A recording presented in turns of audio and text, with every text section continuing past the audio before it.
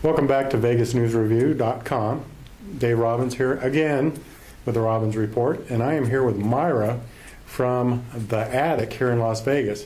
You may remember the Attic from a very well-known Visa commercial that was nationwide, so she got very national exposure from a small shop here in Vegas.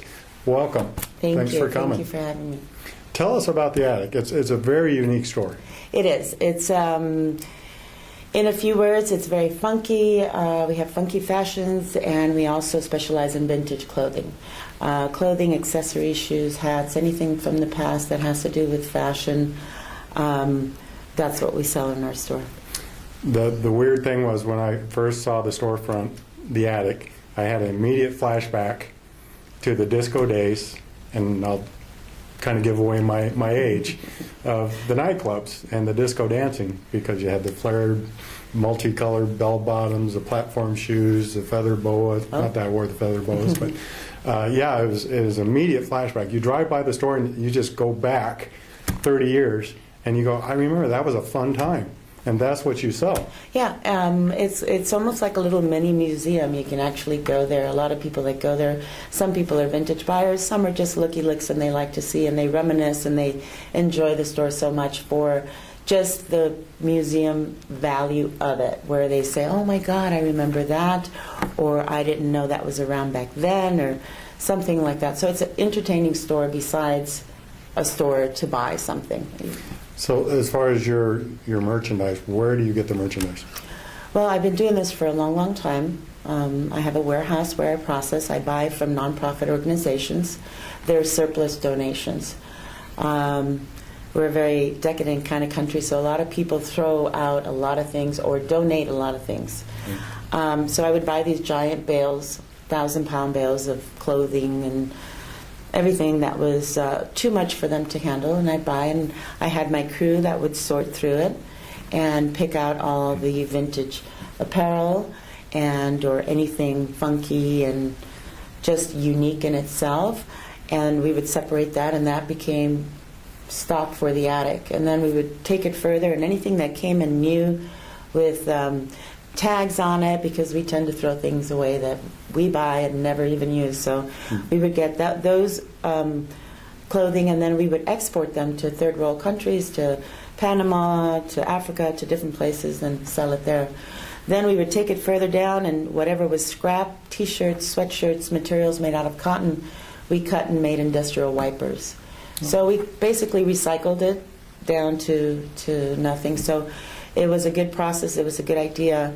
Definitely keeps the landfills a little bit less full of stuff that would normally be thrown. So nothing goes to waste? Nothing goes to waste. Very little goes to waste.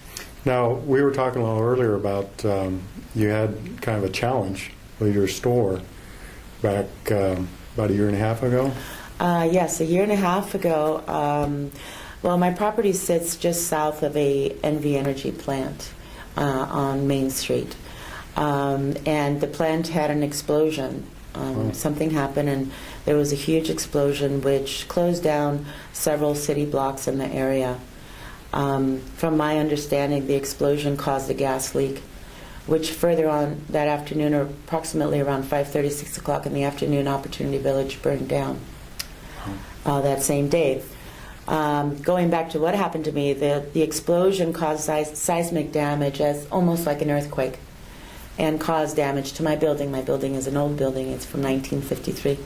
So through engineers and everything else, it just became more cost effective to tear down and rebuild than to try and reinforce the building and bring it back up to code. The reason it's become a challenge is because NV Energy refuses to take responsibility for what happened, and it's causing a delay for my business to get back to where it was.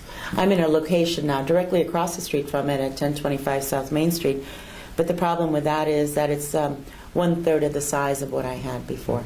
So because of that incident, you had to move out of that building completely? Oh yes, yeah, it was unsafe. It could not be used until it's repaired.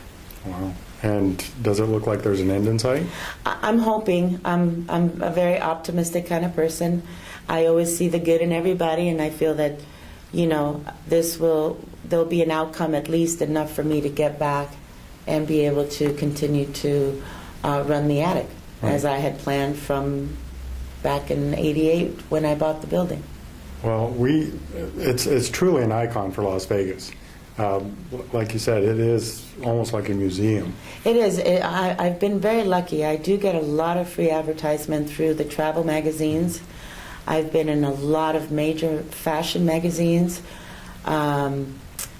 that direct people to my store. Right. I have customers from all over the world. I mean, from Finland, from Germany, from France, from Italy, from Hawaii. I had Brazil. I mean, I think everybody from all over has come and represented their place from coming to, to see the store. And all these people come through travel books or because their friends have traveled and come to Vegas and found my store and said, oh, you have to go and see that place. Right. So, And the retro thing seems to be very popular. We know it's very big.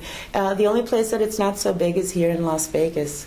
And I can explain that Vegas doesn't really have any culture. We're just now getting into the swing of things. And but if you go to Los Angeles, they have blocks and blocks of vintage stores and of the like. You go to Seattle, same thing. You go to New York, same thing. You go to Miami, same thing. Any city worth its salt has a beautiful arts district with all these types of businesses to support it. We're just late. We're just behind, very behind. We know of a little 50s diner that, like you said, people from all over the world travel to that side of town just to go to that little diner. Exactly. But and it's funny that you say that because whatever we have, it's so few and far between. People really have to travel to get to it. Yeah. We're going to take a quick break, and we're going to come back after the break and talk to Myra on how we can support to keep the attic and how to get in contact with her.